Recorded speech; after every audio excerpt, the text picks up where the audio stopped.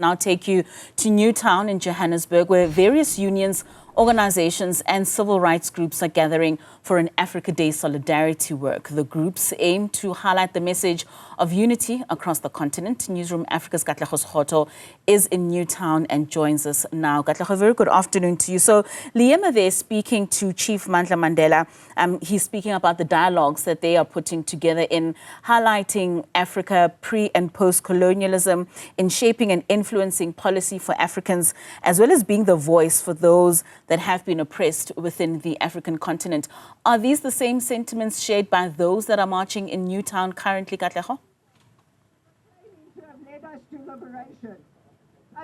Very good afternoon, Katleho. You know, this march we've heard voices from the different movements who are part of this conversation here today. And we have people from Eswatini, from Lesotho, and from different countries calling one message, which is to unite Africa and calling for Africa not to be oppressed and calling for the African people to rise. And so this march ending in Constitution Hill, and that's where some discussions around Pan-Africanism will be taking place. What we've heard today is really a call to especially young people in Africa to stand up and to fight against Western imperialism and to fight against oppression and to say that Africa needs to own itself, noting that Africa is rich with minerals but so often lacks its own agency to own, to run its own, as countries, their sovereignty is impeded upon, and so calling on specifically young people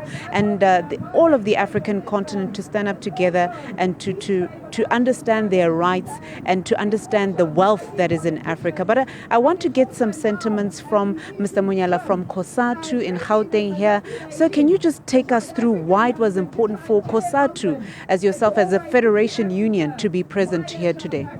Thank you very much. Our presence here today is in solidarity with the entire African continent.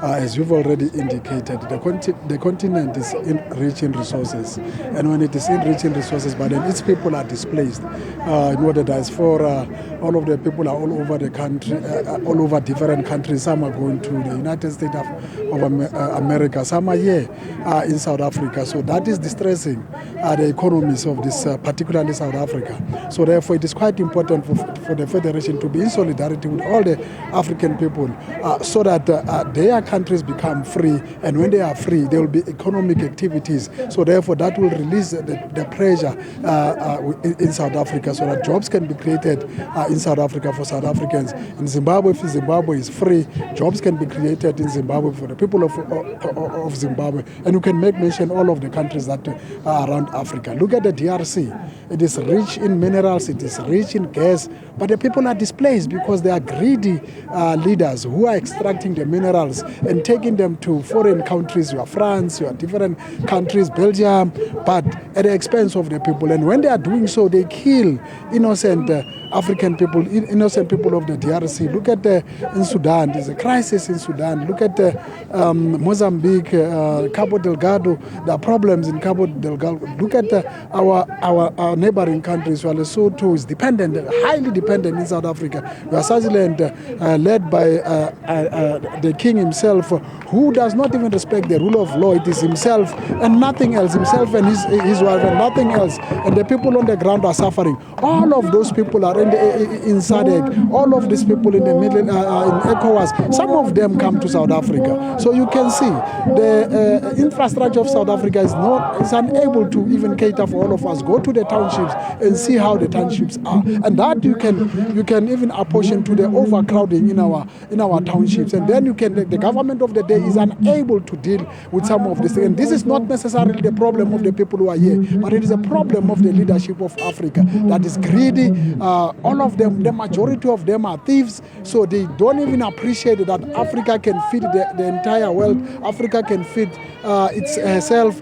and everyone in Africa can be free. But with this kind of leadership, there is no way Africa is going. That's why we can go to America and go and say, Donald Trump, what you understanding with South Africa in terms of genocide? It's not true, because we know that if they pull out AGOA, there will be a job bloodbath, which is going to affect South Africans dearly, and in doing so, it also affects neighboring countries. So really, Africa must unite. Africa must fight imperialism. Africa must use her resources to benefit her people.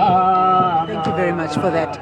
So Katleho, you've heard it there from Amos Munyala. He's the Gauteng COSATU chairperson, and he was saying they're really critical of the leadership in Africa, mostly leaving people, without leadership structures that empower people to be employed, to be prosperous, and saying Africa as a mineral-rich continent should really be achieving much more.